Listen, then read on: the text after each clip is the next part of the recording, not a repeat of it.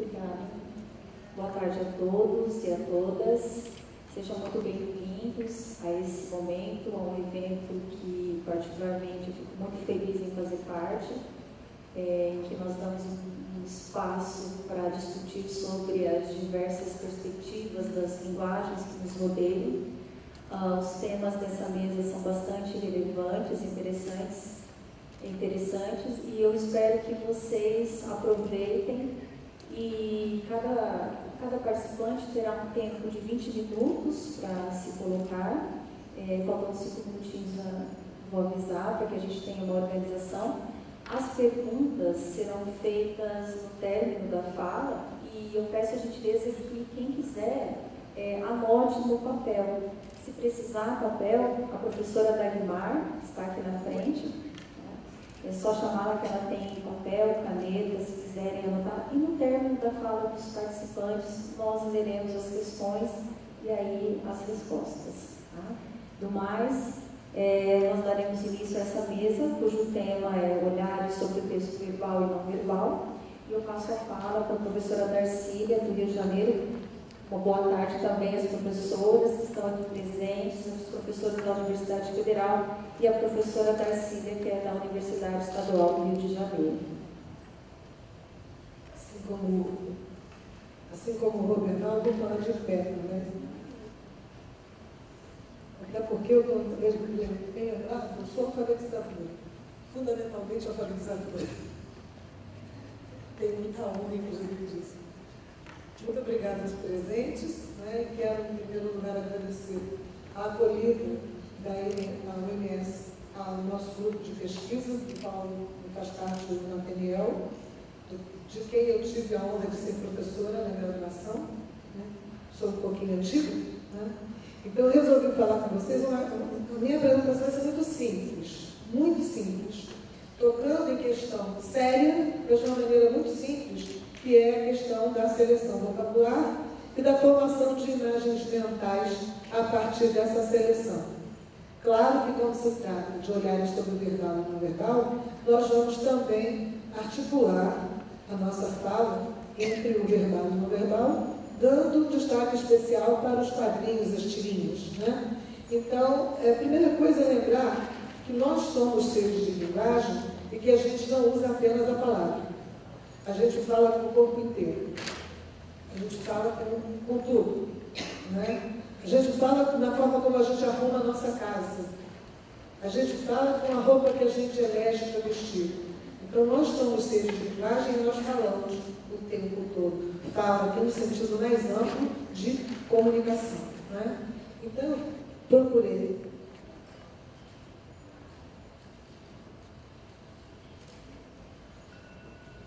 De ligar isso aqui? Avança para lá. Vejo você, chegar mais perto.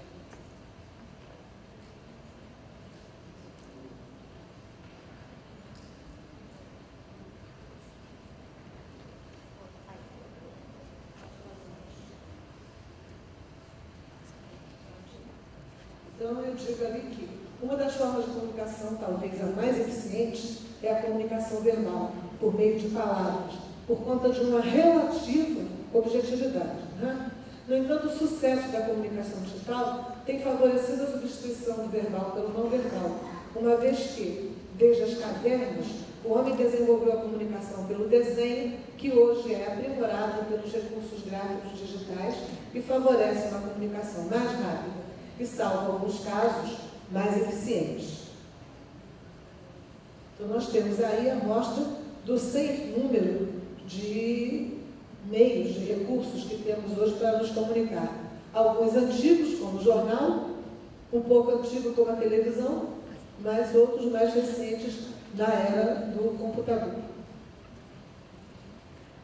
O eixo da minha pesquisa tem sido a iconicidade, né? O que é iconicidade? É a faculdade de algo formar uma imagem na sua mente, uma imagem essa que pareceria, né, representar de uma forma tanto quanto figurativa, né, aquilo que você está pensando, aquilo que você está falando, aquilo que você está lendo. Você projeta, segundo Calvino, você projeta no cinema mental uma imagem daquilo que você está diante. Muitas vezes você está diante de uma coisa nova, de uma coisa desconhecida, mas você fica projetando imagens, tentando encontrar o significado daquela coisa para a qual você está olhando. Então nós temos ali. Quando ocupado o verbal, tem que focalizar no vocabulário, aquisição e emprego, como sendo a base para uma comunicação eficiente, aquela que atinge seus propósitos comunicativos. Então, em tempos um pouco bicudos, como os que nós temos vivido, temos tido muito problema de comunicação, especialmente no que tange a mídia. E, no final da minha fala, eu trouxe uns exemplos bem até engraçados da mídia.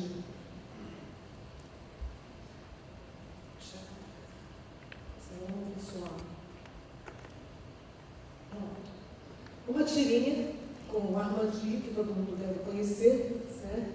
Ele vai com uma tabuleta e anuncia, vendo o pôr do sol. O outro pergunta, né? Quanto quer pelo pôr do sol? E, no entanto, ele se espanta, né? Dizendo que não está, o pôr do sol não está à venda. Né? Eu estou vendo o pôr do sol. Né? Então, qual foi o problema? Seleção de palavra, né? Porque se ele dissesse outra palavra, talvez não causasse essa dúvida. E uma outra coisa, a tabuleta. Você, quando vai ver o pôr do sol, você costuma usar uma tabuleta? Então, a tabuleta seria uma pista falsa, junta com a palavra vendo, a respeito da história do pôr do sol. Então, eu tenho ali, vendo o pôr do sol. Aproveite para ver também. Né? Então, a gente tem... Será que vai entrar? Tínhamos a possibilidade de escolher olhando, admirando, contemplando, observando, apreciando e elegemos vendo. No caso da tirinha, a gente sabe que essa eleição, ela já tem como é que se diz? Um propósito de causar realmente, né, esse humor, esse riso. Agora, se fosse num outro tipo de comunicação, nós teríamos que ter mais cuidado e escolher uma outra palavra que não causasse esse efeito, né? Isso é pena que ficou pequeno. Mas ali eu tenho 2 pinguins. Um em cima de um iceberg e o outro no mar, né? E o pinguim que está em cima do iceberg grita para o outro, nada. E o outro continua olhando, cheio de interrogações, não entendeu? O outro repete com maior ênfase, nada. E, como o outro não entendeu, ele simplesmente é devorado por uma orca. E o outrozinho, que tinha já desesperado, gritou, nada! Né? Saiu dizendo, burro. Por que teria sido o outro chamado de burro? Né? Por que não atendeu a orientação do amiguinho que estava a salvo? Simplesmente pelo fato de que a palavra nada não foi entendida como um comando de processo. O outro entendeu que não estava acontecendo nada, né? Entendeu como um pronome definido e não como um verbo. Então, a gente tem ali, no primeiro nada, urgente, é preciso nadar. Isso aqui ficou terrível para enxergar. O aumento do número de palavras poderia também ser fatal, assim como foi o emprego da forma verbal, entendida como pronome definido. Então, a situação limite em que o pinguinzinho se encontrava fez com que o outro não quisesse criar uma frase gritando, anda daí, nada mais rápido. Justamente falando só o nada, para ver se ele acelerava e saía do alcance da orca. Né? Não adiantou nada. Um nada que não adiantou nada.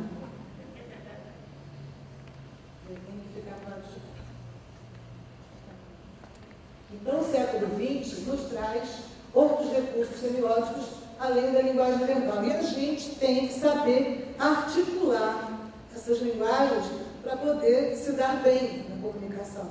Caso contrário, a gente até perde, né, fazendo misturas que se tornam verdadeiros monstrinhos.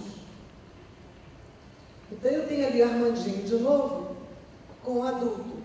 E ele olha para o poste e diz: onde estão os fios desses postes?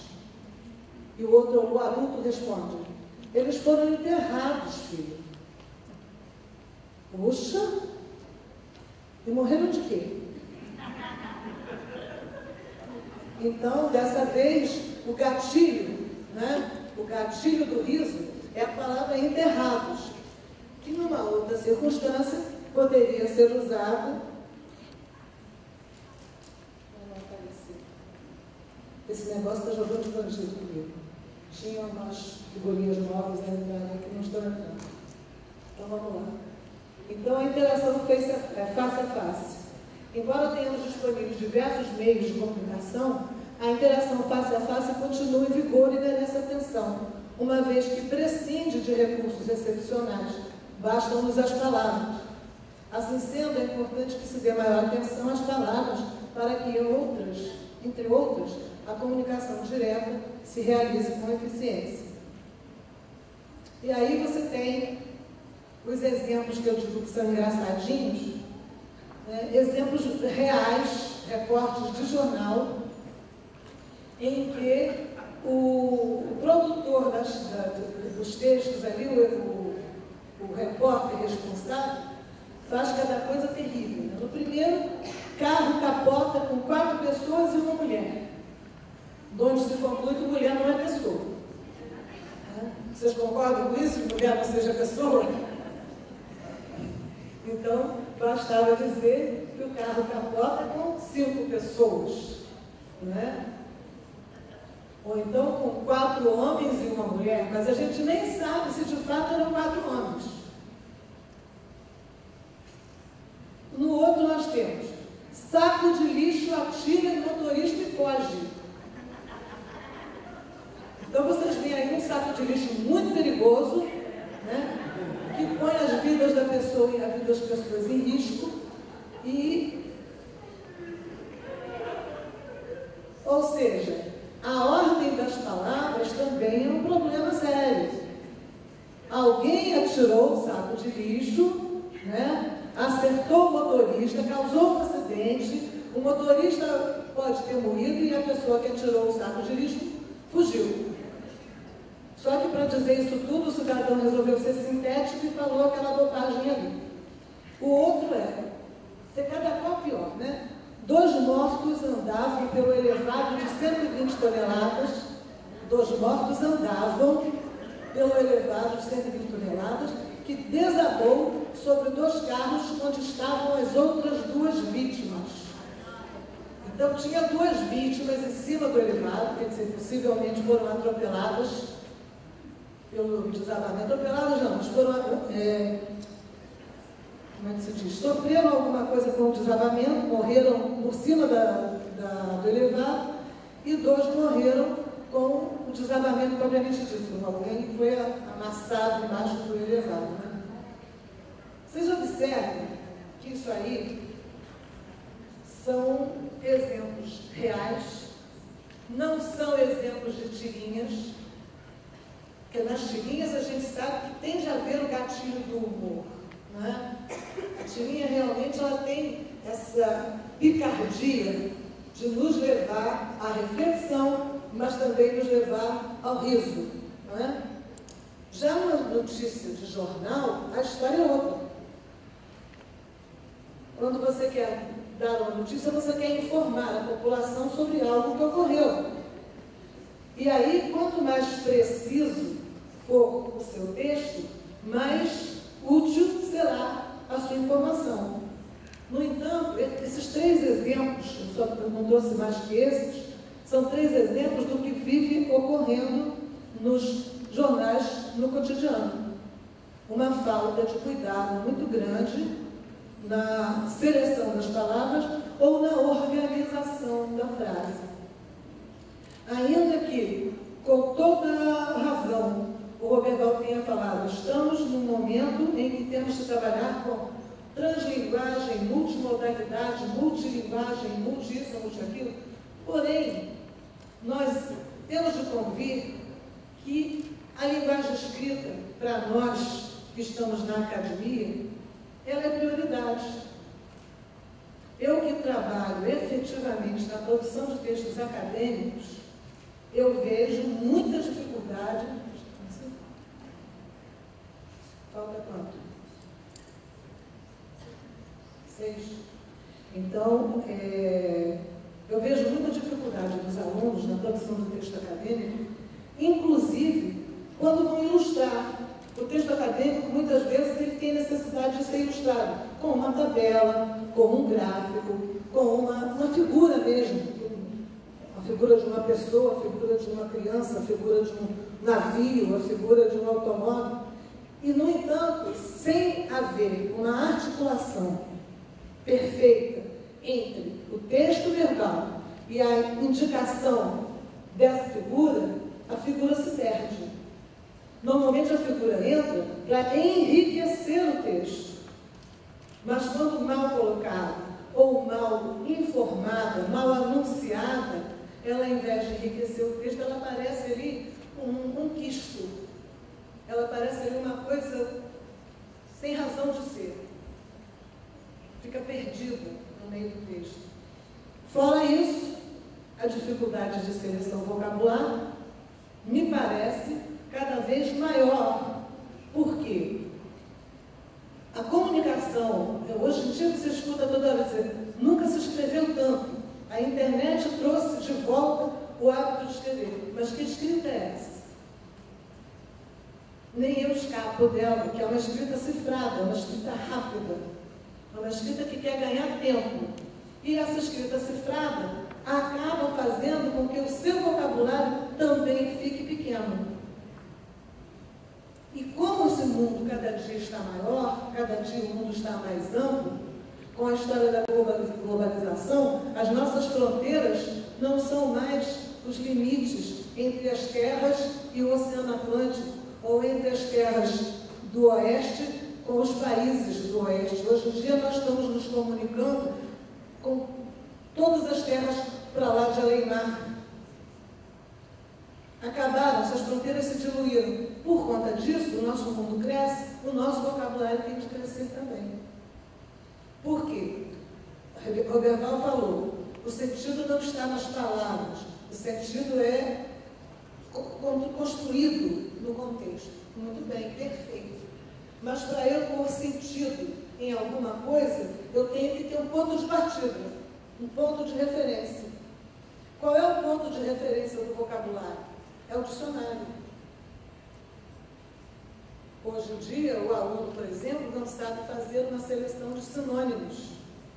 Vai escrever um artigo, ou vai escrever uma monografia, ou vai escrever uma dissertação ou tese, e fica um repeteco de palavras, batendo na mesma tecla, com a mesma palavra o tempo todo. Quando você recebe aquilo para comentar, você marca e pede para substituir por um sinônimo, é comum o aluno substituir pela primeira acepção do dicionário. E isso aí faz com que acabe por alejar o texto dele, porque pode ocorrer, inclusive, de a acepção necessária para o texto dele não estar no dicionário. A língua é dinâmica, a língua é ativa, e as palavras vão ganhando novos significados a cada instante. O dicionário, quando nasce, é inaugurado, é dado ao leitor, ele já nasceu morto. Porque ele leva tantos anos produzindo um dicionário, que nesse período de produção, de arrumação do corpus daquele dicionário, quantas outras 1000 palavras já apareceram por aí e vão ficar de fora. A mesma coisa com relação às acepções. Você vai procurar o sinônimo de uma determinada palavra no dicionário, vai encontrar 20, 30 acepções e nenhuma delas satisfazer ao que você quer dizer com aquela palavra. Então, eu acho, o recado que eu quero deixar para vocês é o seguinte: estamos num momento de trabalho articulado entre o verbal e o não verbal. Porém, até para que o não verbal seja eficiente, convém que saibamos usar as palavras que com ele se articula. Quando o verbal o não verbal é puro, é imagem pura, como o verbal chegou a trazer aquelas fotos, né, tarjadas, era só a imagem, só a do Lula Safadão que tinha verbo, né? Você dá tratos à bola e vai imaginar, buscar, como ele disse, vai buscar os índices que lhe dão as pistas para você decifrar o que se quer com aquela mensagem. Agora, quando o texto é articulado, verbal ou não verbal, o compromisso da seleção do elemento verbal acaba sendo maior do que o compromisso do elemento não verbal. Porque o verbal, normalmente, ele vem para jogar luz em cima do não verbal, e não para apagar. Então, eu acredito que, como recado final, deixar para vocês um convite a um estudo mais cuidadoso do vocabulário da língua portuguesa, que é muito rico, né? Fazer as pazes com os dicionários, né? Que dizem que é pai dos burros, e eu digo que é pai dos inteligentes, né? E visitar os dicionários de sinônimos, que vão dar a vocês instruções muito interessantes na escolha de palavras, quando você precisa de substituí-las para evitar repetição. Por hoje eu acho que é só, e eu agradeço.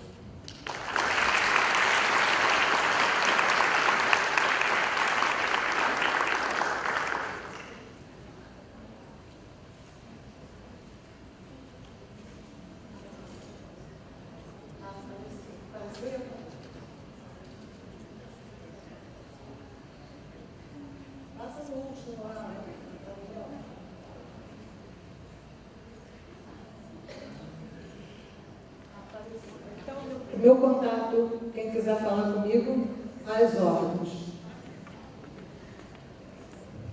Muito obrigada, professora Darcília.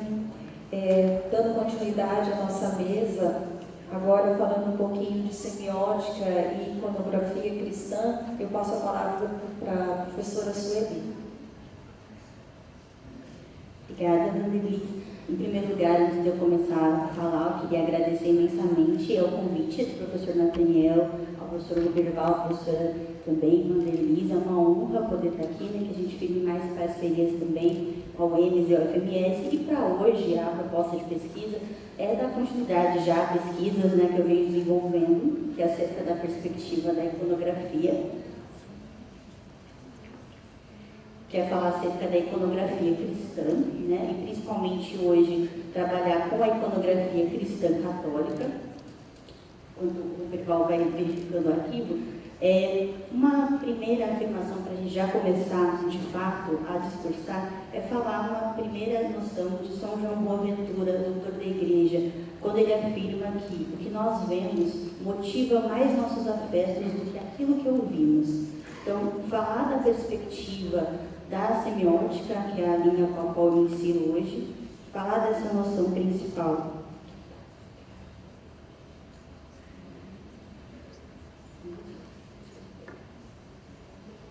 Aí, pronto. Então, falar dessa perspectiva, que é a perspectiva teórica na qual eu ensino, que é a semiótica grimazana de língua francesa, e trabalhar principalmente com a perspectiva de se entender e se compreender da melhor forma, como que a gente pode trabalhar com a perspectiva do sincretismo. E antes de eu começar a falar, vou falar um pouquinho do meu lugar, né, já que o meu trabalho tenta, de uma certa forma, tentar estabelecer um lugar no mundo dos estudos sobre o discurso religioso. Então, aqui tem um pouquinho sobre a formação, e toda a minha formação ela foi voltada para a perspectiva de se buscar o sentido do sagrado, desde a minha dissertação de mestrado, na qual eu tentei examinar o sentido de textos de Testemunhos de Jeová em contraposição com os enunciados católicos. O doutorado também, que eu dei continuidade à perspectiva de trabalhar com a retórica do discurso religioso, tentando estabelecer uma tipologia, e agora os projetos, né, que são esses últimos, os quais eu estou à frente também como coordenadora na UFMS, que são um projeto que vai trabalhar com a perspectiva da iconografia, olhando essa perspectiva da imagem vista no espaço sagrado. E aí, continuando, antes da gente escolher ou falar sobre o objeto sagrado, que é uma perspectiva da qual eu venho trabalhando continuamente, antes de se pensar na proposição dela, é importante analisar e visualizar aqui, desvendar o processo de significação do discurso religioso, revestido por uma aura mística de sacralidade e de intocabilidade, tem status de empreitada, no mínimo, desafiadora. Né? Então, principalmente, a gente também se coloca com essa problemática e ainda mais trabalhando a perspectiva do sacro e da sacralidade dentro do ambiente acadêmico, que é o qual eu ensino. E aí eu volto da minha formação, agora eu já tinha mencionado um pouquinho, que esse trabalho ele vem também tentando estabelecer o que a gente tem como um estabelecimento de um lugar na especificidade dos pesquisadores que falam sobre o discurso religioso no Brasil hoje. Então, falar de iconografia é falar de estudo da forma, né? E no trabalho de hoje eu vou falar da iconografia cristã e principalmente iconografia cristã católica. Uma primeira afirmação, até para ficar um pouco mais claro o que a gente pode entender por iconografia, nós temos a representação de imagens sacras, usadas nas igrejas católicas, feitas em qualquer técnica, bidimensionais como a pintura, o mosaico e o vitral, e tridimensionais como o relevo, a escultura em qualquer estilo. E falando sobre essa proposta de análise, obviamente, em se tratar de iconografia, eu poderia falar também de outras perspectivas, principalmente se considerado o espaço litúrgico, como o ambão, a perspectiva do espaço em si, mas nesse trabalho, como na apresentação de hoje, eu me concentrar unicamente nas artes que a gente chama artes bidimensionais ou artes tridimensionais, das quais a gente pode destacar a pintura e, no caso, o relevo e a escultura. Então, esse projeto, né, também dando destaque a trabalhar também principalmente com perspectiva das igrejas em Mato Grosso do Sul, ele se insere nesses dois polos principais, que é trabalhar então com pintura e com escultura. Que eu vou passar aqui um pouquinho, para não demorar muito. E dentro desse recorte, né, até pensando no efeito dessa apresentação, então eu vou trabalhar com vocês a análise, eu até trouxe aqui um exemplar, né, para ficar mais visualizado, também está lá representado, que é a análise semiótica da cruz, né, que a gente tem da cruz bizantina, ou conhecida como cruz de São Damião. Até para ficar um pouco mais concreto, a perspectiva de si, como que a gente pode analisar, né, que é a proposta também do nosso encontro do Celeprote, que é pensar mecanismos ou maneiras pelas quais a gente analisa efetivamente as imagens. E, logicamente, falando nessa perspectiva de imagens, eu, logicamente, vou colocar o meu lugar, aonde que eu me insiro, que é trabalhar com semiótica. Eu até coloquei a semiótica greimasiana, né, que é a semiótica de linha francesa.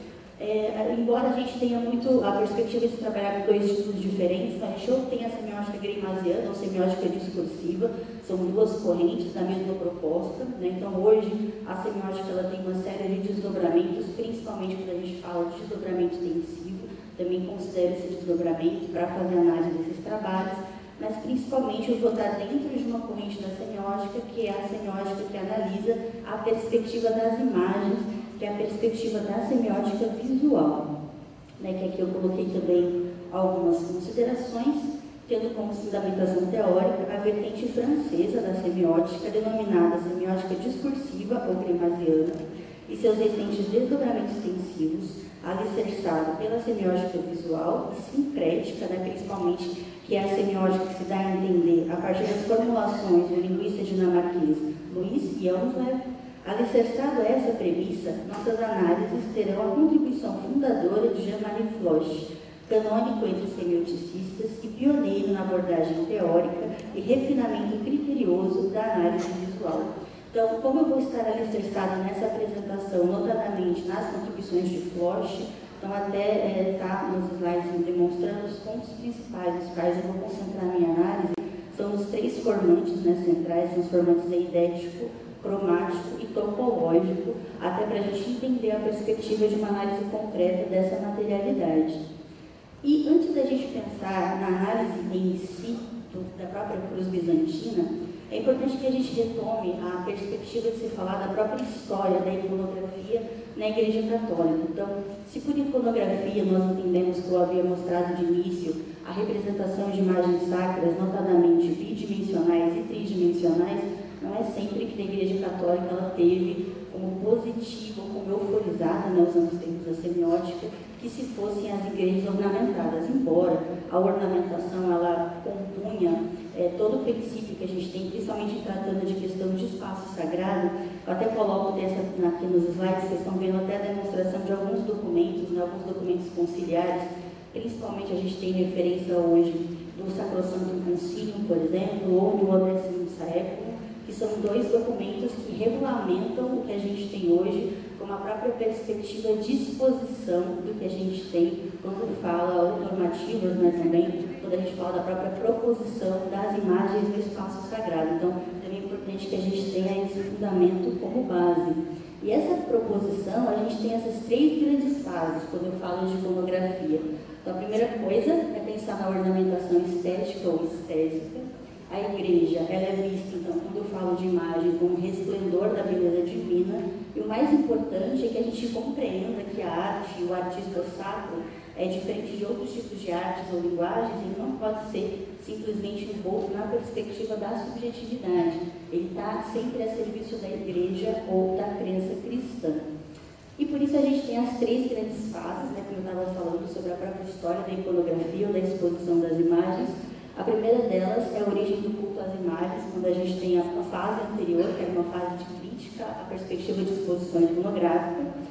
Na sequência, a gente tem a paz de Constantino com o Edito de Tolerância de 313, na qual a gente tem de fato a afirmação da exposição novamente das imagens católicas, das imagens sacras.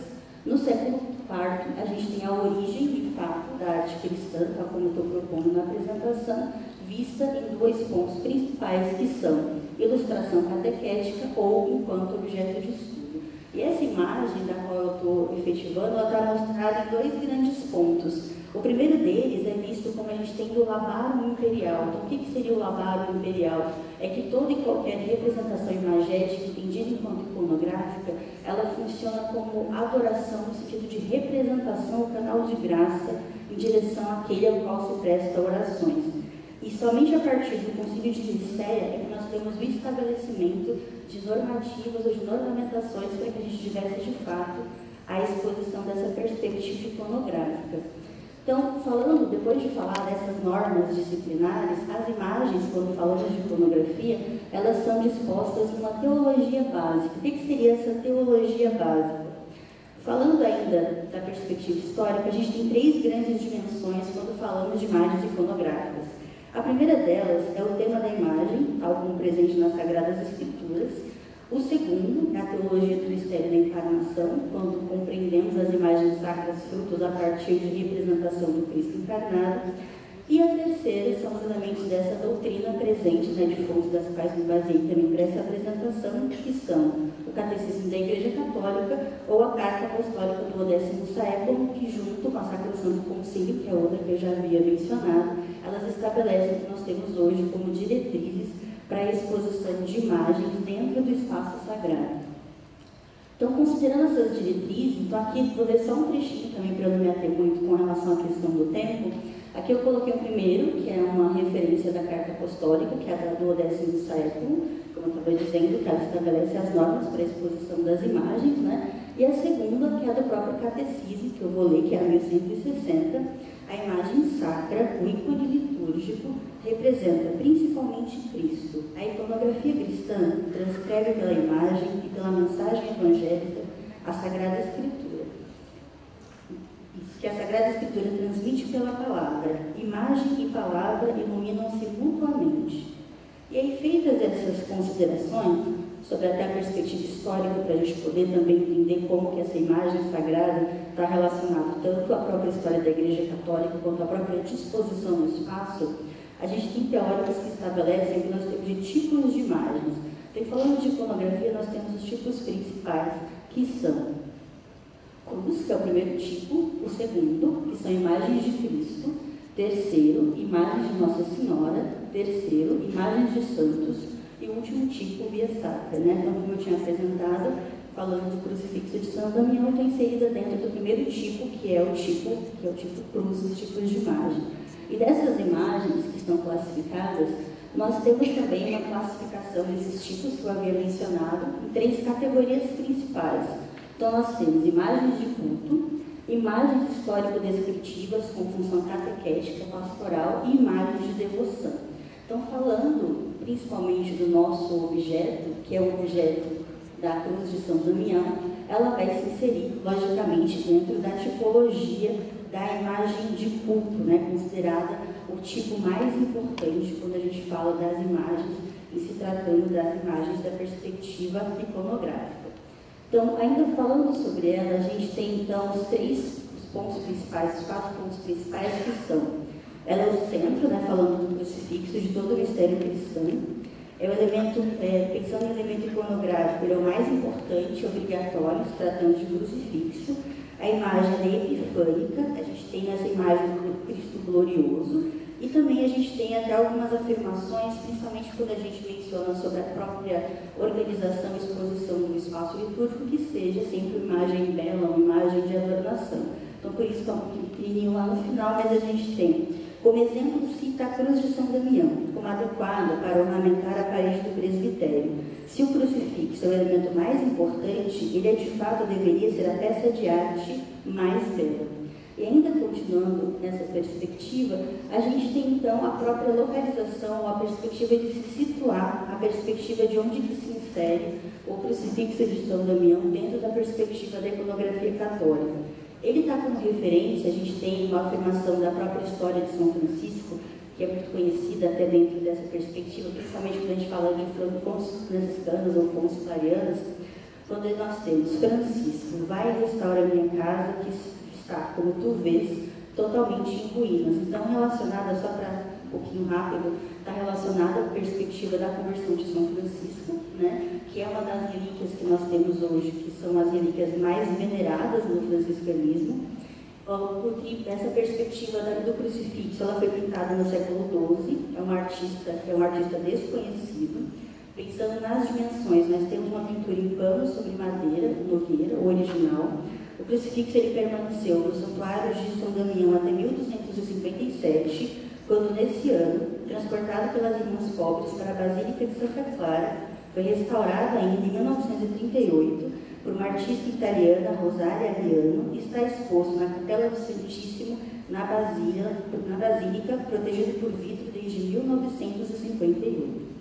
E aí, passando essa perspectiva histórica, e aí pensando agora sim, falando da análise, né, de localização, da perspectiva da imagem como percepção e para a semiótica, percepção sacralizada, eu fiz essa análise até para a gente perceber, logicamente, como eu tinha dito de início, considerando os elementos topológicos, eidéticos e cromáticos, que para a semiótica francesa, a eidética está relacionada com a forma, o cromatismo com a cor e a topologia com a disposição das imagens, a gente tem essa disposição quando nós pensamos, inclusive, no elemento de topologia da própria imagem e da iluminação que se dirige da perspectiva central de Cristo para as imagens laterais.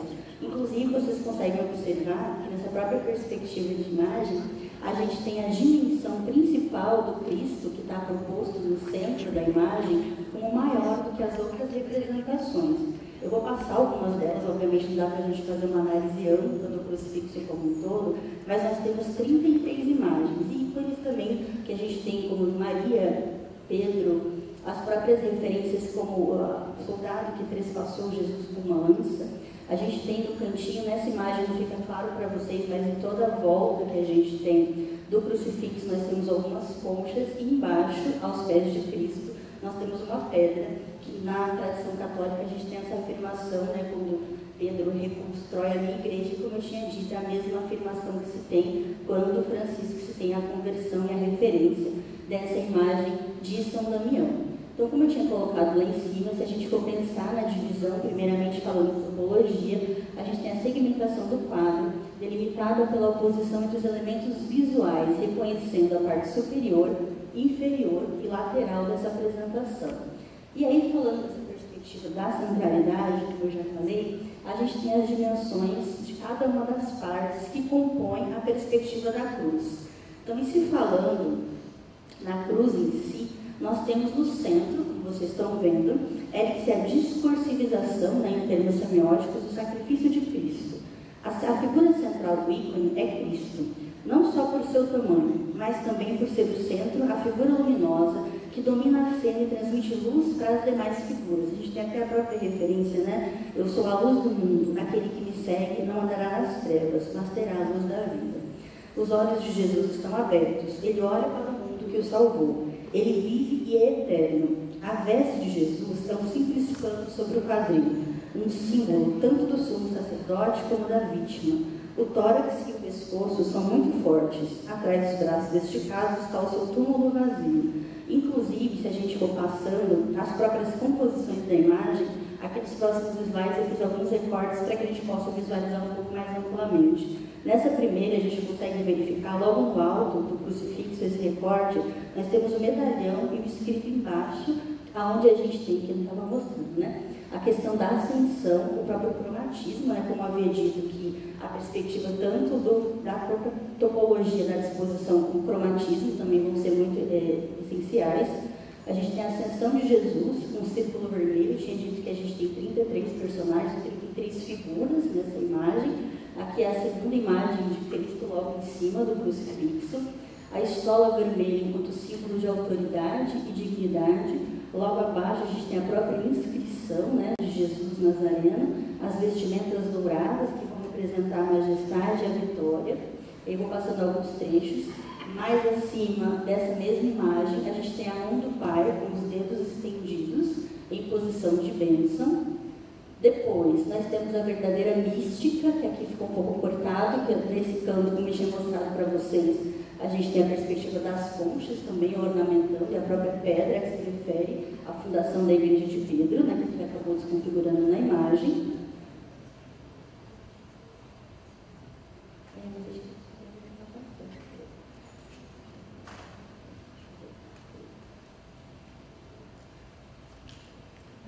Configurou, só não tem problema. Então a gente tem aqui, nessas representações, vamos voltar nas anteriores.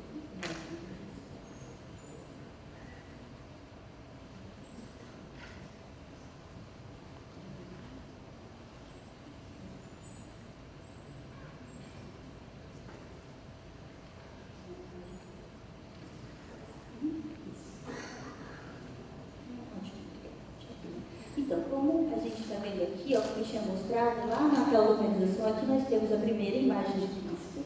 Nesses cantos, nós temos as videiras, com ornamentação, que também são conchas aqui nos cantos. Aqui a gente tem as figuras de Maria, Pedro. A gente tem, inclusive, não dá para vocês verem que a imagem aqui acabou desconfigurando, nas outras que eu havia recortado, mas a própria mão da Maria, né, mãe de Cristo, está em posição contemplativa no rosto, concordando e recebendo o próprio mistério salvífico. Aqui nós temos a própria figura de Maria Madalena, desse lado de cá, e outras representações, né, que a gente não tem conhecimento dentro da literatura. E aqui, como vocês estão vendo, essa é a imagem do Cristo glorioso, não do Cristo morto. E logo atrás aqui da imagem, a gente tem a referência da perspectiva do sepulcro de Cristo também representado nessa imagem. E aí, para concluir, obviamente eu não vou ser capaz de fazer análise de todos os elementos figurativos, eu ficaria a tarde inteira só fazendo análise desse crucifixo.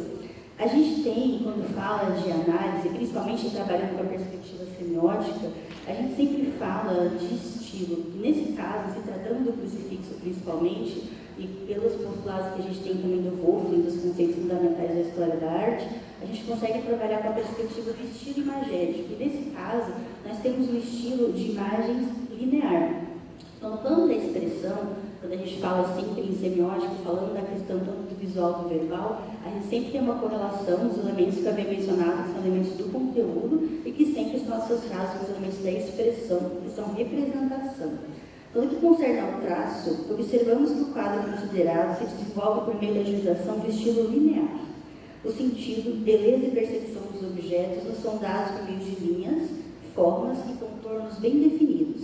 Por se tratar de uma pintura pautada pela criação de linhas, formas e contornos, nós temos a superfície por meio da utilização de pigmentos, né? Havia dito que era uma pintura feita em pano sobre a madeira, né, no seu original. A gente tem a extensão da tela feita com pigmentos, todo o preenchimento é conduzido dentro dos limites da forma e as imagens são induzidas à percepção tátil.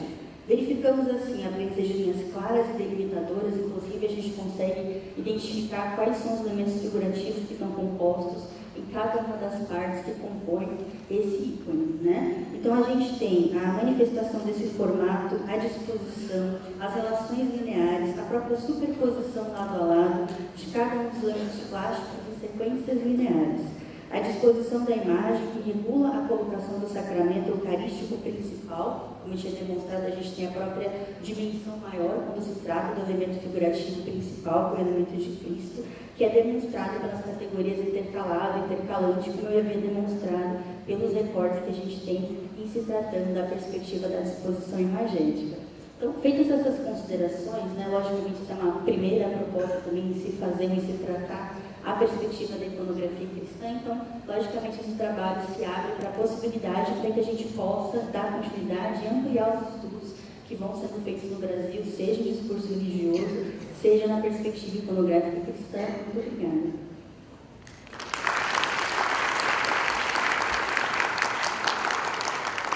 Muito obrigada, professora Sueli. Dando continuidade à nossa mesa, agora nós teremos o tema memes, condição sígnica e semiose das redes, mentes sociais, com a professora Heloísa. Boa tarde a todos, a todas. Inicialmente eu também agradeço muito o convite para estar aqui, feito inicialmente pelo professor Nathaniel. Muito obrigada. Agradeço a toda a comissão organizadora do evento, a Denise que está aqui e aos colegas que estão aqui presentes. Muito obrigada. Eu peço licença a vocês para ler. Eu espero ter construído uma argumentação tranquila de vocês ouvirem nesses 20 minutos ou talvez um pouquinho mais. Conto com a imaginação de vocês aí, até porque o tema ele trata de algo que faz parte do dia a dia de todos nós. Bom, vamos lá. Este artigo avança no sentido de aceitar uma provocação feita pelo professor Nathan Hauser durante a sua conferência de abertura do 18º Encontro Internacional sobre Pragmatismo, posteriormente publicada no artigo The Disintegration of Social Mind, na Cognition, revista de filosofia, ao final do qual orienta que a semiótica deve fornecer a base teórica para os meméticos e que considerar o conceito de meme no contexto da semiose das mentes sociais pode ser especialmente instrutivo. A expressão mentes sociais, já utilizada por Hauser em outro artigo também publicado na Cognition, de 2015, tem como pano de fundo teórico o conceito de mente proveniente da filosofia de Charles Sanders Peirce. Esse filósofo desenvolve a hipótese metafísica de uma mente geral universal, da qual procedem todas as demais, entre elas as nossas mentes humanas, podendo-se também conceber a cultura como mente. De modo coerente com o seu pragmatismo, Peirce concebe a mente como se manifestando tanto internamente quanto externamente, sendo o trânsito entre esses dois estados mantido por relações de continuidade e de descontinuidade. Decorre daí que a nossa mente humana, connatural com essa mente mais geral, manifesta-se tanto internamente em sentimentos e pensamentos, quanto externamente na ação, na prática, espalhando-se desse modo para as coisas que resultam da nossa atuação no mundo, gestos, expressões, a palavra falada ou escrita e todo tipo de artefato cultural cuja natureza sígnica produz semioses que dinamizam o trânsito interno e externo das ideias e também de sentimentos e ações.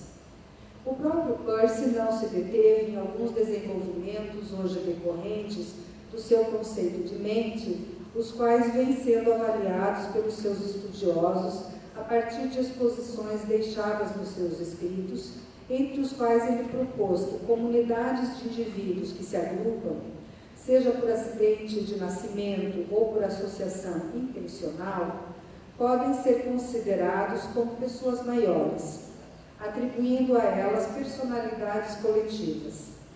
Seguindo essa linha de raciocínio, Hauser argumenta que nossas tradições culturais, práticas e instituições mais essenciais formam uma rede de hábitos e rotinas que são reservatórios de crenças sociais, constituem uma identidade nacional, a mente social de sua cultura ou civilização.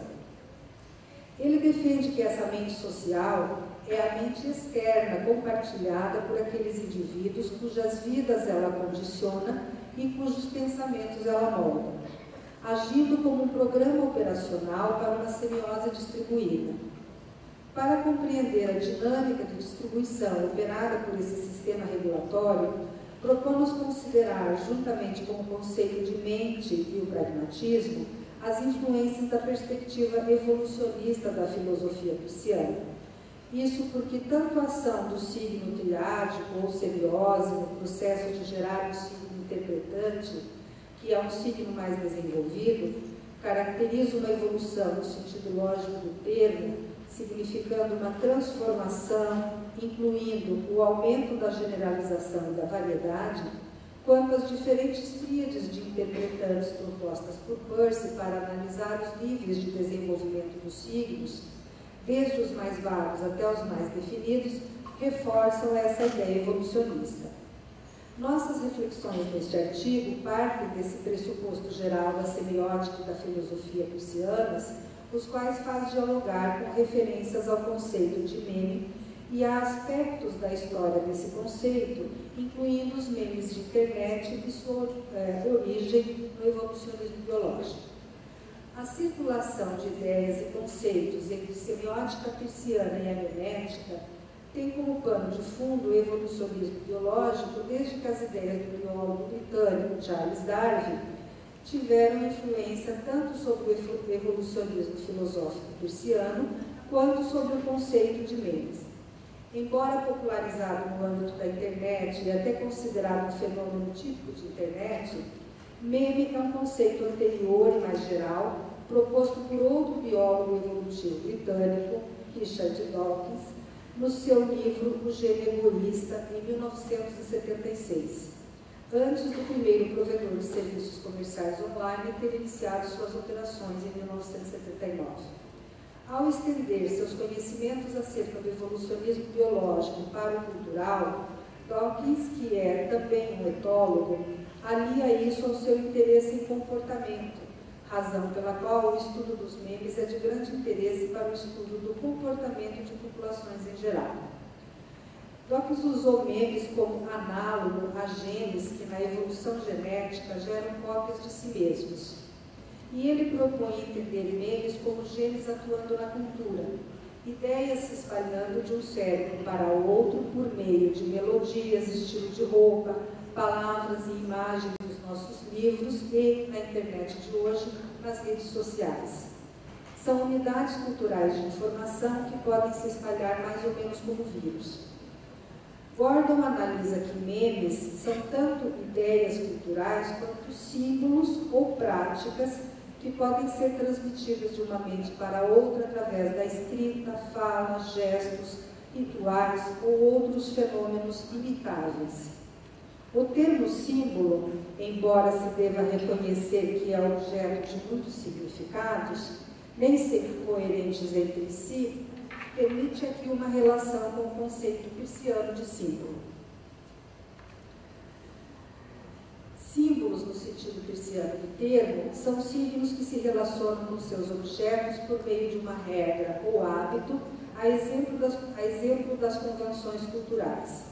O que anima a semiose dos símbolos é o interpretante lógico, ideias gerais, conceitos, que podem estar tanto na palavra quanto em imagens. Os símbolos, como legissignos ou signos de lei, são eminentemente abstratos, e Peirce utilizou o termo réplicas para se referir ao seu modo de ser e de governar. Na prática, portanto, eles agem e se multiplicam de mente em mente por meio de réplicas, onde as ideias são exteriorizadas e armazenadas, como os rituais, os livros, as melodias. Parafraseando Hauser, por muitas gerações, uma civilização sobrevivente acumulará interpretantes lógicos programados em suas instituições e transcrições que servem como reservatórios da profunda inteligência dessa civilização. Desculpe, mas eu vou ter que pegar o meu celular aqui, que começou a mostrar que está vivo. Ele não quer parar. É um despertador que ficou ligado. Bom, paralelamente, parafraseando Hauser, por muitas gerações, uma civilização sobrevivente acumulará interpretantes lógicos programados em suas instituições e tradições que servem como reservatórios da profunda inteligência dessa civilização. Paralelamente a enfatizar a ação dos símbolos e extensivamente dos memes como símbolos, orientada para manter um sistema de regras como as tradições e práticas de uma cultura ou civilização, se utilizarmos o conceito peirciano de símbolos, devemos ter em mente também o de crescimento dos símbolos, envolvendo variação, o que permite propor sua semiose, tanto no estudo da consolidação de práticas culturais, quanto do caráter dinâmico e evolutivo da cultura.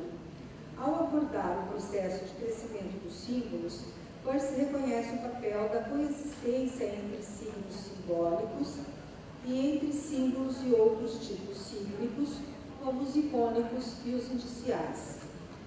A variação símbola implicada nesse crescimento dos símbolos pode ser entendida como um tipo de mutação, para usar um termo do evolucionismo biológico utilizado por Dawkins, na definição de memes espelhada nos genes.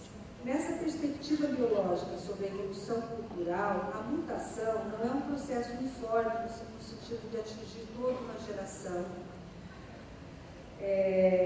embora seja um processo regular no sentido de ser um fenômeno que persiste na dinâmica evolutiva, atingindo regularmente alguns indivíduos, enquanto outros permanecem inalterados. O espalhamento e a sobrevivência de mutantes ou não, de acordo com Dawkins, devem ser tomados como ocorrendo em um meio, sendo mais importante a existência de outros indivíduos, genes ou memes, nesse meio.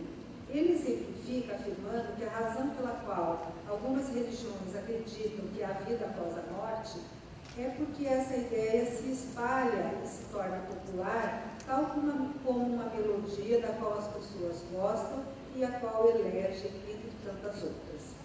Essa observação sobre o papel de outros indivíduos no meio concorda com Peirce quando escreve que o símbolo espalha-se entre as pessoas. No uso e na prática, seu significado cresce.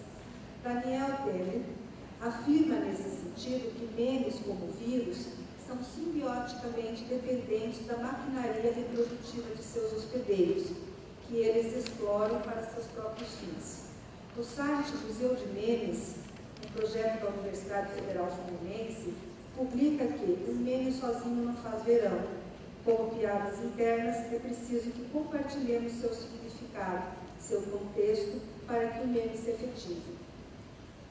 Entender esse espalhamento dos memes do ponto de vista semiótico exige ir além do conceito de símbolo, explorando a afirmação de Peirce de que os símbolos retiram seu ser do desenvolvimento de outros signos, especialmente dos ícones. A pertinência dessa afirmação para estudar o fenômeno dos memes encontra amparo em Robert Huget, que sugeriu em 2002 que a teoria dos signos de Peirce, particularmente o conceito de ícone, poderia explicar o comportamento dos memes. Hauser observa que essa sugestão funcionou para os primeiros teóricos dos memes que estavam inclinados a pensar epidemiologicamente, como uma boa explicação sobre como os memes parasitas poderiam passar de mente em mente para espalhar suas infecções culturais. Os ícones são signos qualitativos que se referem aos seus objetos a partir de suas qualidades, como cores, sons, odores, etc. Como signos de qualidade, seu poder de referência está ancorado em mera relação de similaridade, e sua semiose tende a agir no âmbito do sentimento, das emoções. São especialmente relevantes quando se trata de analisar o comportamento polissémico da arte, e Santaella, reconhecendo essa peculiaridade, considera que Ícone parece, de fato, poder ser eleito como signo estético por excelência. Ocorre, porém, que ícones não estão presentes apenas nos signos estéticos da arte. Eles estão espalhados pelo mundo desde que o mundo externo é dotado de qualidades de algum tipo. E, se no caso da arte as pessoas estão mais preparadas para reconhecer o poder dos ícones, em outras situações elas nem sempre têm consciência dele, se deixando levar pelas aparências para usar aqui uma expressão do senso comum. Seus signos interpretantes são da ordem de mera possibilidade lógica, e embora possa ocorrer de um ícone se referir a algo real, ele sozinho não permite fazer distinção entre realidade e ficção. Hauser pondera que a questão talvez mais preocupante em relação aos memes de internet, hoje, seja que a situação atual levanta dúvidas reais sobre um compromisso com a verdade, uma vez que as ideias falsas parecem ser tão persuasivas quanto as verdadeiras, talvez até mais.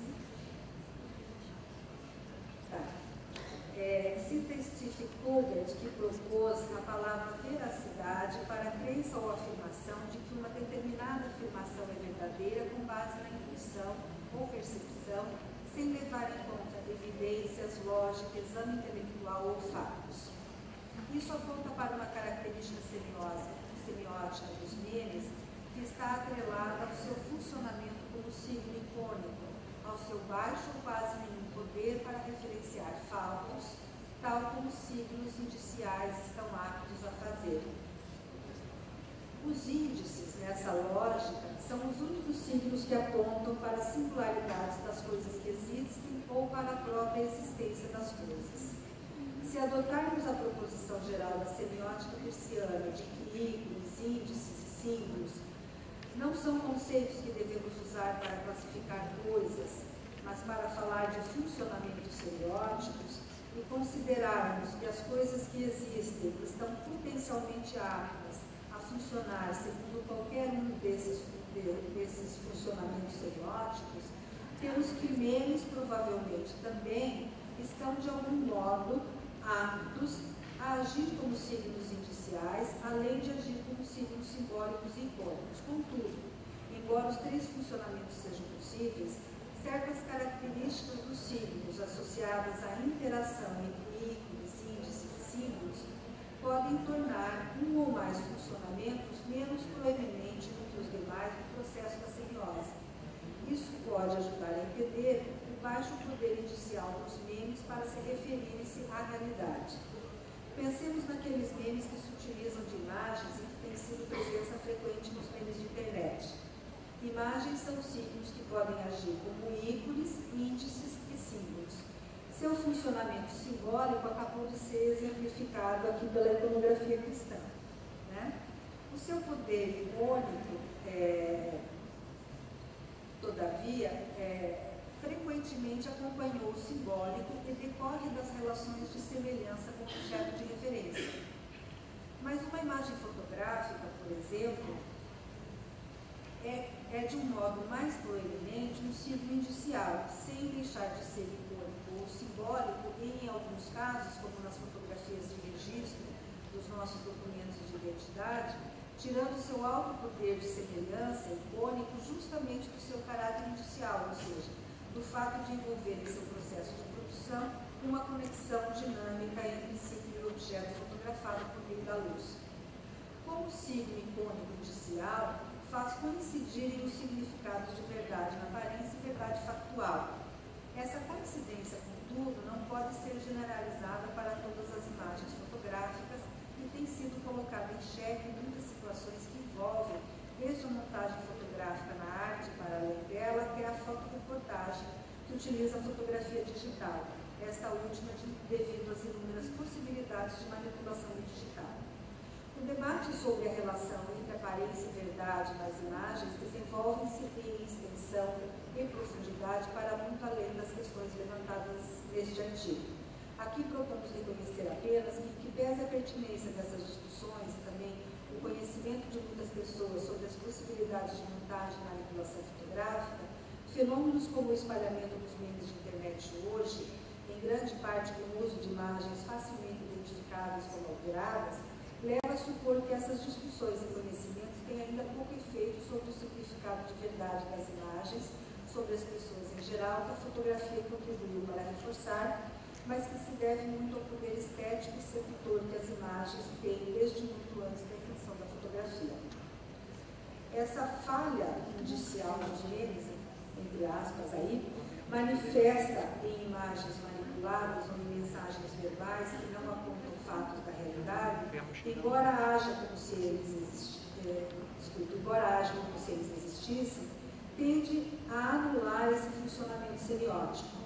Considerando uma proeminência maior do simbólico e do icônico, temos que sua ação semiótica é duplamente influenciada, de um lado pelas ideias, de outro pelas qualidades que essas ideias assumem quando um meme é exteriorizado, por exemplo, em uma imagem ou frase de efeito.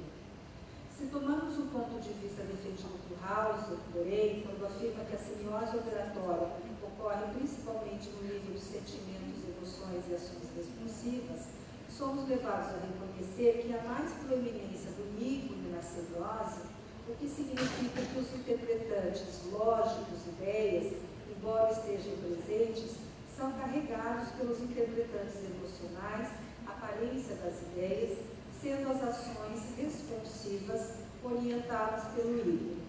Assumida essa sobreposição do aspecto icônico sobre o simbólico e o indicial, isso implica dizer que não são as ideias e os fatos predominantemente que estão na base do espalhamento dos memes, mas a sua aparência, suas qualidades e sua capacidade de afetar nossos sentimentos. Devemos considerar, a partir disso, a possibilidade lógica de, em determinadas situações, estarmos agindo no espalhamento de ideias com as quais não estamos de acordo. Eu vou resumir a etapa final do artigo aqui, não vai dar para desenvolver todo, mas eu acho que a parte essencial ela foi dita. Só vou fazer uma última relação. Aceita essa hipótese, o nível de influência dos memes equivale ao já reconhecidamente acionado por peças de publicidade, especialmente elaboradas não para informar sobre o produto, mas para seduzir e persuadir o consumidor a querer o produto. Trata-se de estratégia cíclica semelhante a que nos transformou em sociedade de consumo, quer precisemos ou não, quer tenhamos recursos ou não para consumir. Hauser alerta que a situação pode ser mais grave hoje, pois com o advento da internet e das mídias sociais, o poder da propaganda de influenciar a consciência social e impactar a ação cívica aumentou substancialmente, quase exponencialmente. Ele afirma que esse poder da internet e das mídias sociais deve ser atribuído aos memes e ainda que esse mover-se por impulso inclui o compromisso irracional com slogans e dogmas que tendem a e podem ter sido projetados para fragmentar a sociedade em campos irreconciliáveis. E outros desenvolvimentos a gente pode discutir por meio de eventuais perguntas. Obrigada.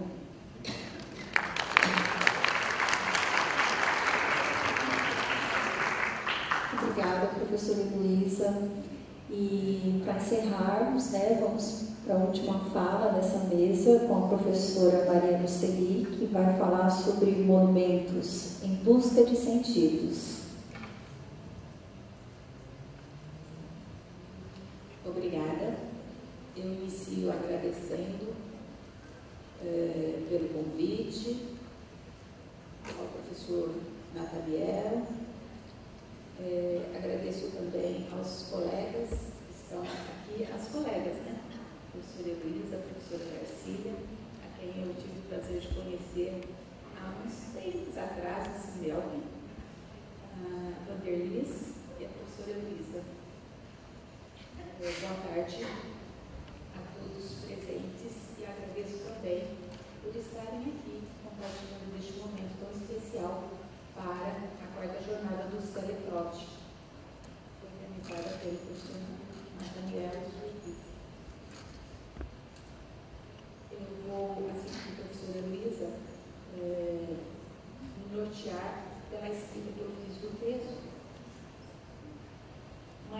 que algumas imagens ali que produzem também determinados efeitos de sentidos nessa busca pelos sentidos a partir do artefato cultural que é o monumento.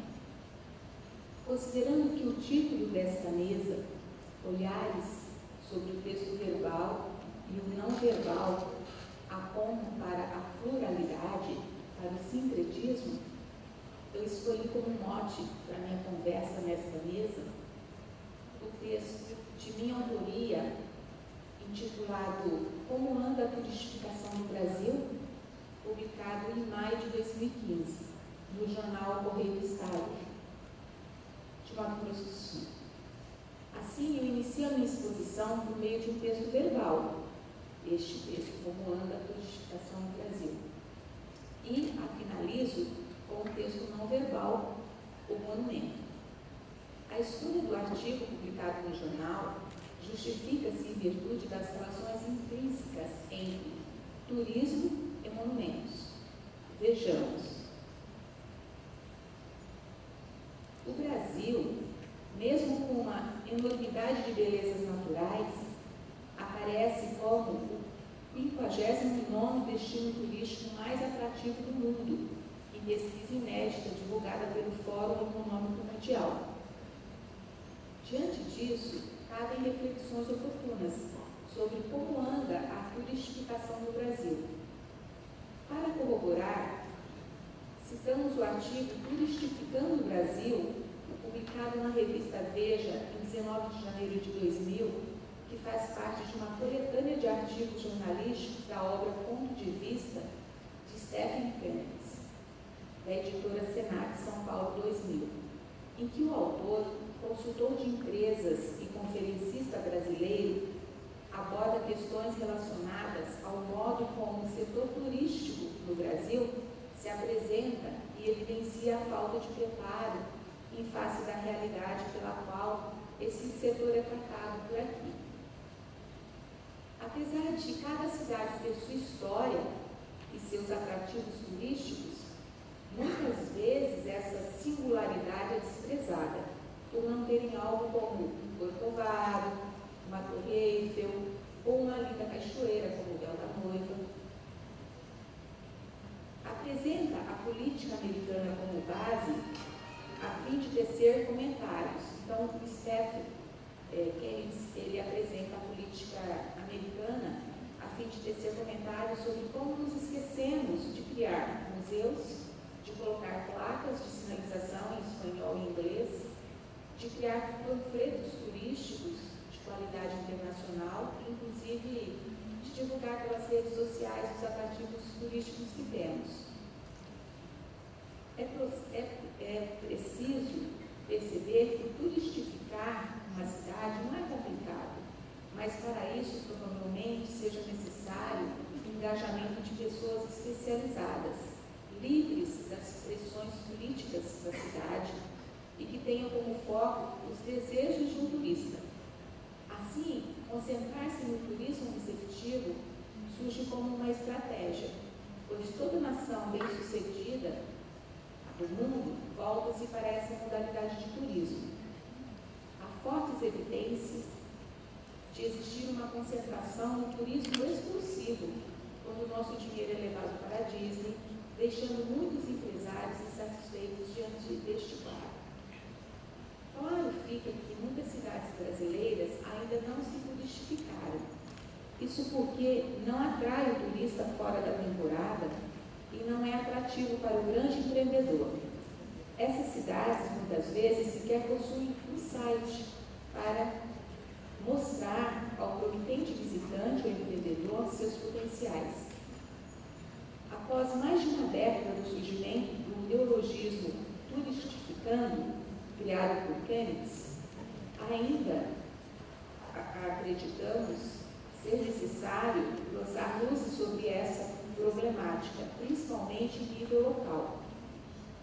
Turistificar o Mato Grosso do Sul envolve um avanço em busca de alternativas, como fazer um marketing estratégico e bem direcionado, detectar a vocação de cada município com suas particularidades, bem como explorar a história e a cultura de cada localidade.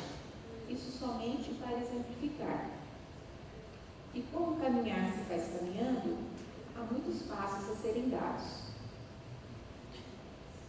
Com essas afirmações, essas reflexões tecidas neste artigo publicado no Correio do Estado, foi um artigo publicado em 2015, então um tempo grande, né, já se passou, mas essas afirmações evidenciam preocupações que caminham para um movimento de busca de sentidos, a partir da leitura de alguns objetos, como monumentos, estátuas, esculturas. E em vista de a leitura ser marco de linguagem, assim como a relação do homem com o mundo também o é, as relações humanas estabelecidas no seio de uma sociedade são sempre regidas pelo mecanismo da produção de sentidos e, por esse motivo, mediatizadas pela linguagem. Na perspectiva dos estudos semióticos, Bertrand faz a seguinte observação sobre a complexificação da relação entre texto e seu leitor.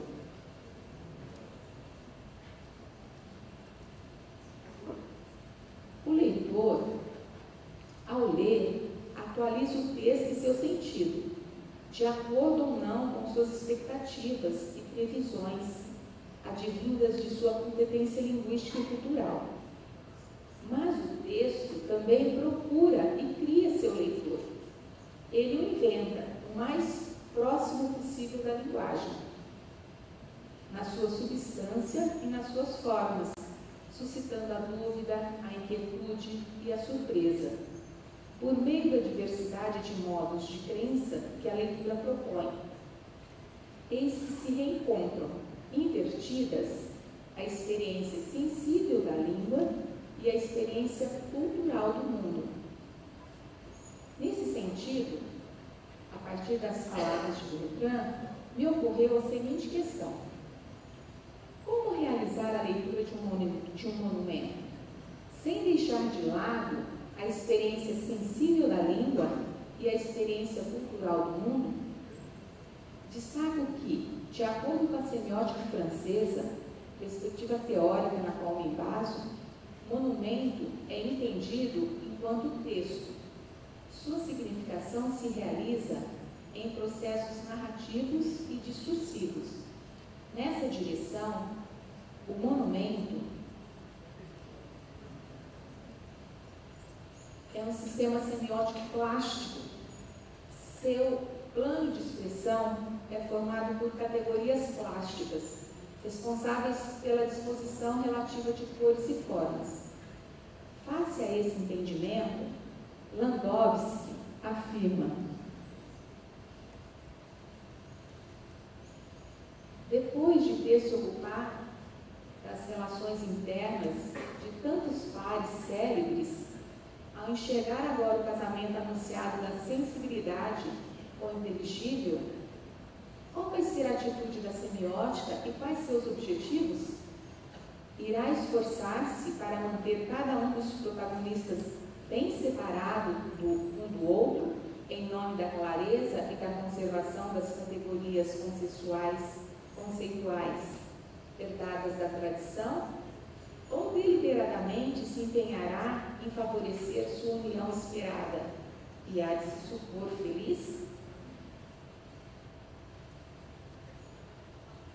Acreditando eu, enquanto analista, pesquisadora, na possibilidade da união entre sensível e inteligível, eu tomo como corpus o monumento Cavaleiro Guaicuru, do artista plástico sul-mato-grossense, Amor Mendes. Eu tenho tido, nos últimos anos, uma preocupação em estudar imagens. E para este momento, eu pensei em monumentos, que eu tenho desenvolvido pesquisas com alunos da iniciação científica, estudando este monumento Cavaleiro Guaicuru, a estátua do Manuel de Barros, Barros. E lá naquele espaço do Parque das Nações Indígenas nós temos também o Monumento ao Índio. Eu fiz um recorte aqui para a fala de hoje, levando em consideração o Monumento do Cavaleiro Guaicuru. O Arnaud Mendes, ele é conhecido aqui em Campo Grande, embora ele tenha nascido em Terenos, mas artisticamente ele desenvolveu o seu trabalho aqui. E ele tem obras espalhadas pela capital, como a escultura do Papa João Paulo II, na Praça do Papa, e também a escultura chamada Guampa Gigante de Tereré, lá no Aeroporto Internacional de Campo Grande. O Cavaleiro Guaicuru encontra-se em uma ilha, para aqueles que não conhecem, eu vou apresentar uma descrição aqui do espaço no qual o monumento está inserido. O Cavaleiro Guaicuru encontra-se em uma ilha no lago de um dos maiores parques do Brasil, com uma posição privilegiada dentro do parque, pois tanto quem está dentro quanto quem passa por fora consegue visualizar tal monumento, que parece produzir certo deslumbramento sobre o sujeito que o contempla. Aqui a gente percebe uma certa... À noite a gente consegue visualizar o monumento dessa forma.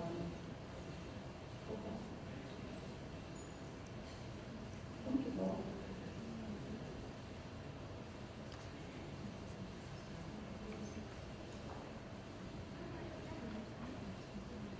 Em termos narrativos, a escultura conta a história de um indígena evidenciando a linhagem Guaicuru pelo nome da obra e pelo fato do mesmo estar cavalgando na lateral de seu cavalo, que é um fato particular dessa etnia.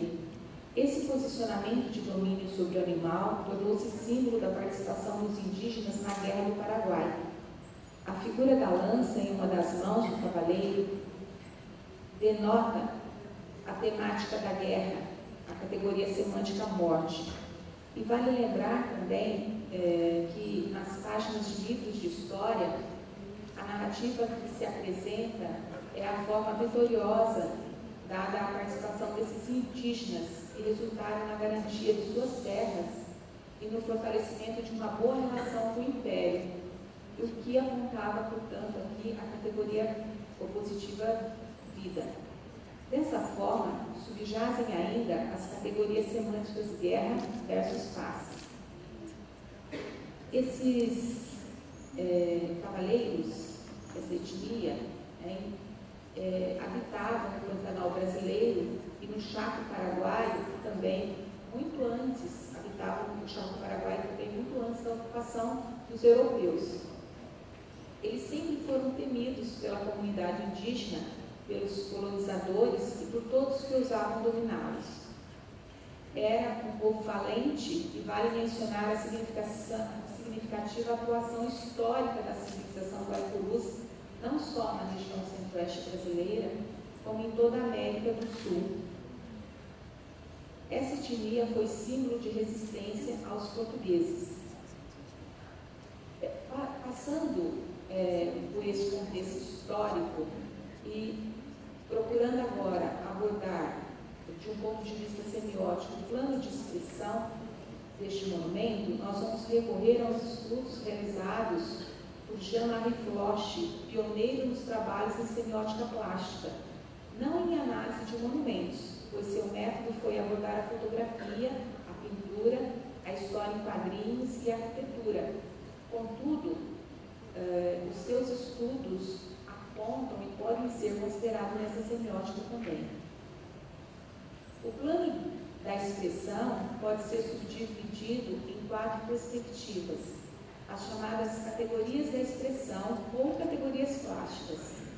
Não necessariamente se segue uma ordem, mas elas são a matérica, que dá conta da matéria, como o próprio nome diz, a idética, que observa as formas, a cromática, as cores, e a topológica, a posição.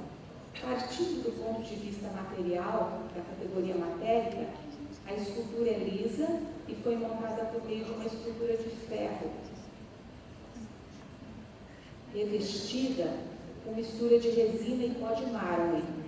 Por isso, em sua gênese, era toda esbranquiçada, e com o passar do tempo, e em virtude de variações climáticas, foi adquirindo cor, caracterizada hoje por tonalidades que vão do branco ao marrom, apesar de a categoria cromática produzir efeito de sentido monocromático. Já na categoria idética das formas, por não seguir um padrão ortogonal, ou seja, conter uma postura de 90 graus, mas sim formar uma espécie de ângulo a partir dos pés traseiros do cavalo, pode-se atribuir a categoria de não ortogonal. Dessa forma, o monumento só se comporta como tal porque o cavalo parece estar produzindo um efeito de sentido de movimento e forma, portanto, um ângulo não ortogonal, remetendo ao movimento, produzindo vida. Em questões fotológicas, considerando o ambiente como um todo de sentido e a obra como plástica, caracteriza-se como circundado versus circundante. O monumento, ou objeto inanimado, categoria opositiva à cultura, como circundado, e o lago com os peixes, patos e capivaras, categoria natureza, como circundante.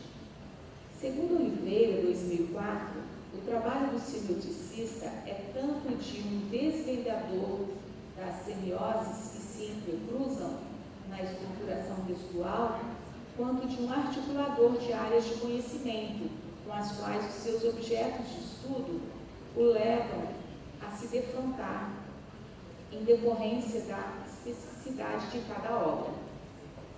Nessa perspectiva, as figuras remetem a imagens do mundo, criando um simulacro do real, ao retratar o potencial turístico da capital campograndense.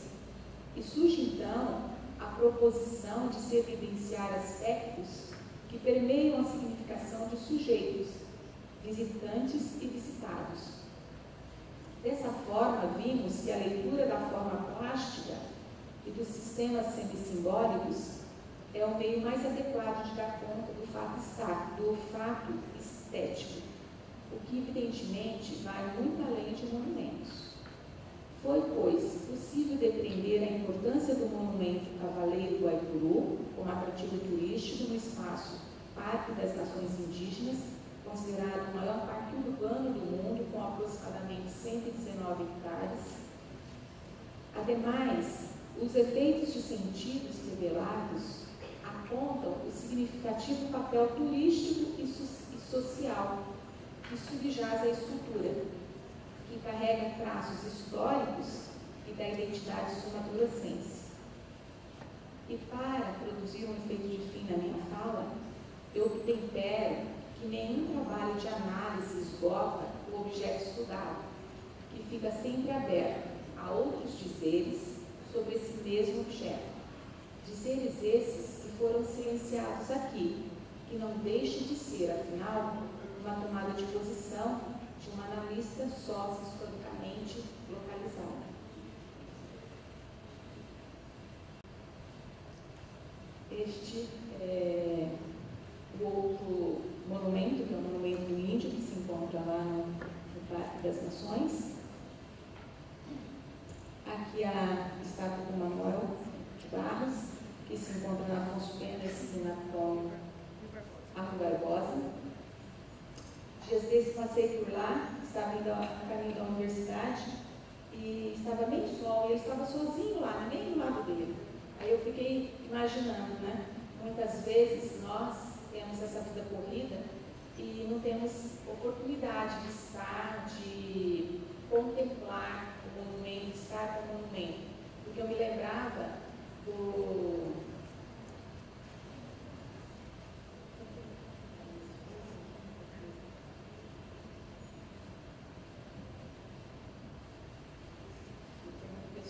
Eu me lembrava do Fernando Pessoa. O Fernando Pessoa em Lisboa, para tirarmos uma foto nele, precisamos ficar em filas, né? E o Manuel de Barros sozinho lá, debaixo de uma árvore frondosa. Então, essa é a minha preocupação enquanto pesquisadora, dar visibilidade ao que temos aqui, no local. E tratando de local, tratamos do Mato Grosso do Sul, Campo Grande. Obrigada.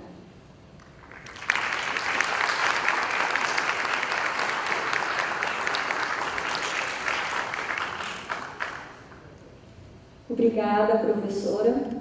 Todos me escutam bem ali atrás?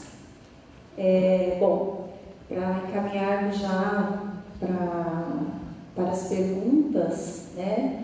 Eu quero agradecer a fala de todas as professoras aqui presentes. Todas as falas dialogam de uma certa forma, porque tem esse olhar tanto para o que nos rodeia, tanto para aquilo que de uma certa forma ou de outra nos produz sentidos, significados, releituras, ressignificações. Então, muito obrigada mais uma vez a todas. E nós temos aqui algumas perguntas, não sei se alguém mais tem alguma pergunta para trazer até a mesa, é só se manifestar, por favor. E eu começo fazendo a pergunta à professora Sueli. A pergunta é: além da iconografia cristã católica, a senhora trabalha ou trabalhou com outros modelos, como ortodoxo ou protestante? Obrigada, Vanderlis. Como eu tinha falado no início, até para poder localizar um pouco o que se trata, o que se entende por iconografia cristã, eu havia mencionado que por iconografia nós podemos entender tudo que se relaciona a imagens sacras, né, nesse ponto de vista, quer elas sejam bidimensionais, no caso da pintura, do vitral ou do mosaico, ou também no que tange a tridimensional, que é o caso da escultura.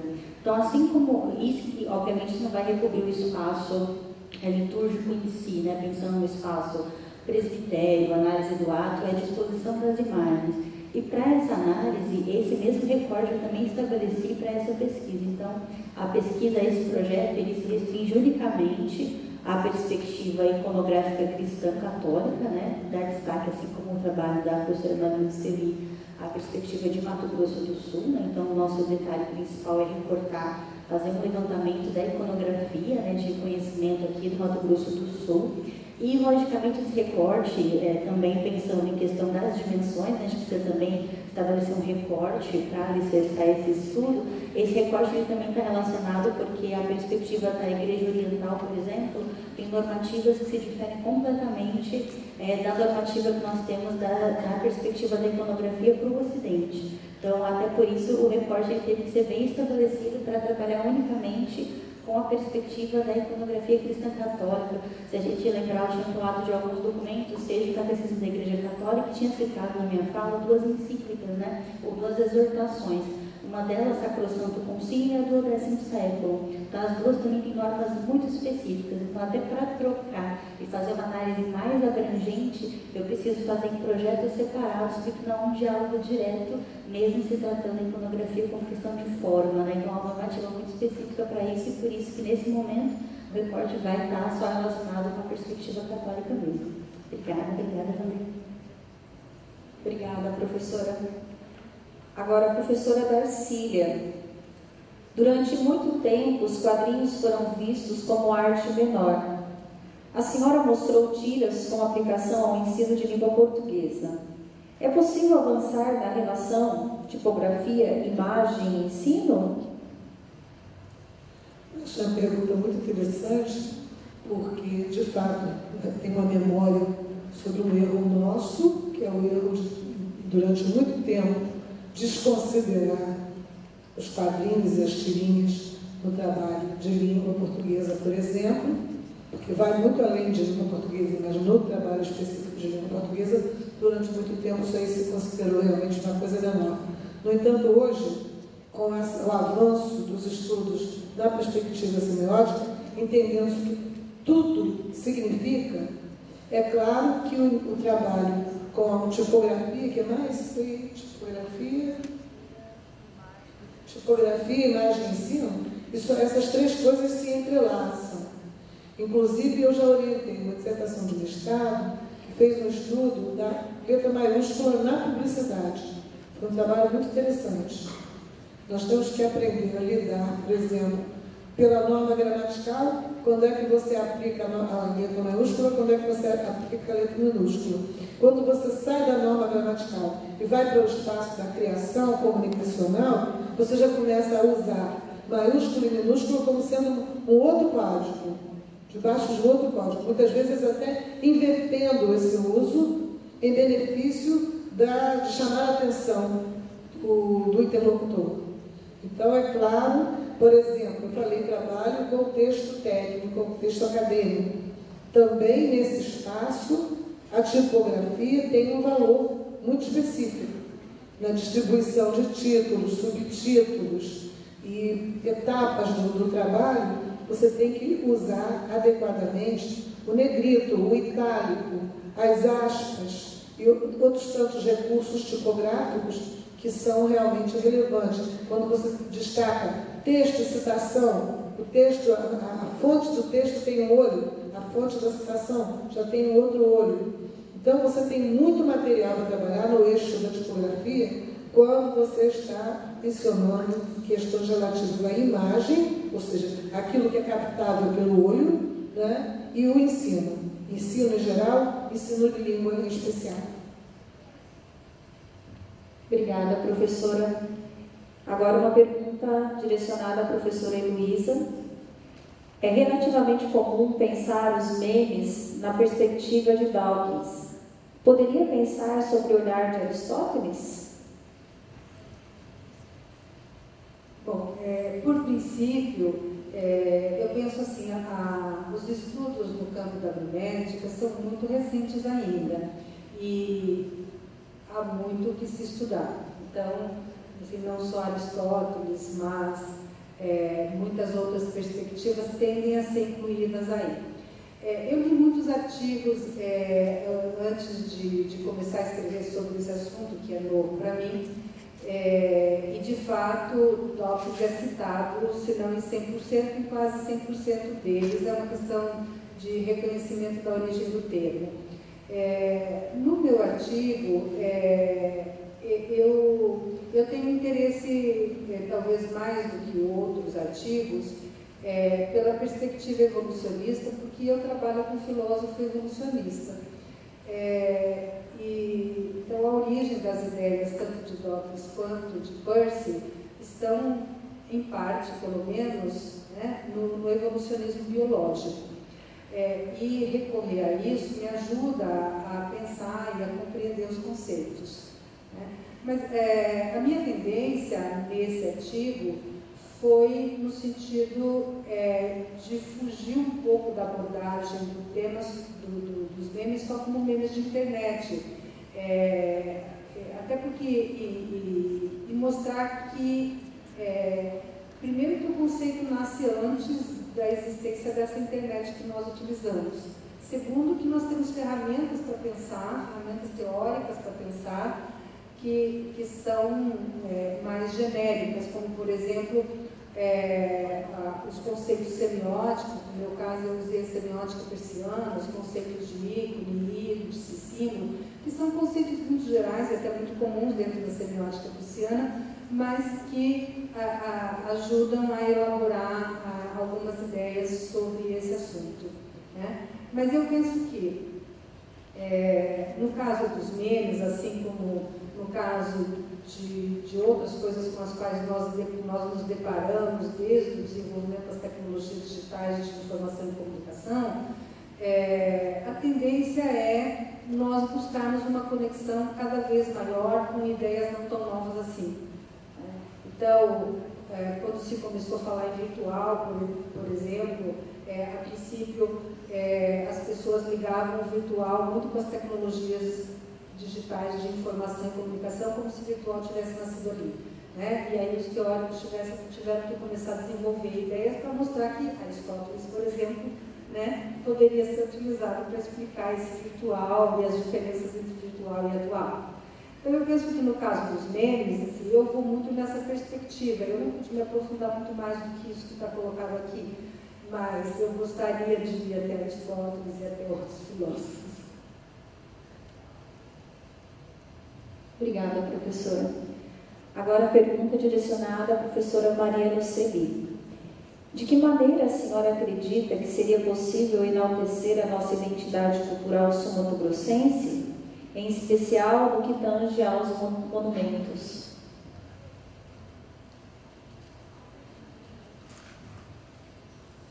Eu penso, conforme eu já enunciei em 2015, a partir de um marketing bem organizado, bem elaborado, a partir de políticas públicas que lancem um olhar adequado para essas questões, que percebam a importância da cultura para o desenvolvimento do Estado. São essas uma das motivações. Obrigada. Obrigada, professora.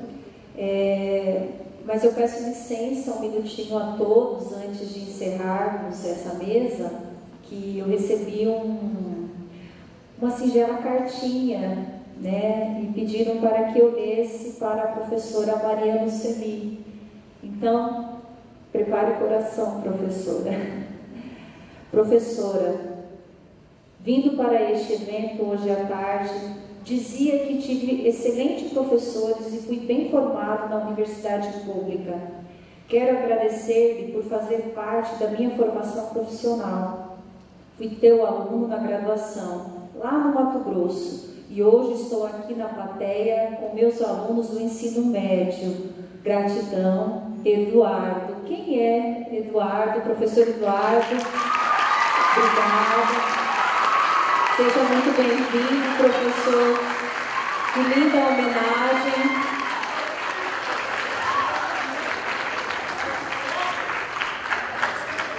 Olha, não vou falar. As lágrimas já fazem todos os sentidos, né? Aparecerem. Obrigada, Eduardo. Quanto tempo. Muito obrigada mesmo.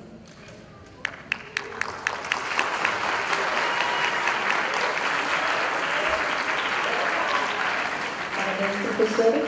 Então, mais uma vez, eu agradeço a todas por esse momento de reflexão, diálogo, e agradeço também a todos a presença nesse evento, e nós terminamos por aqui.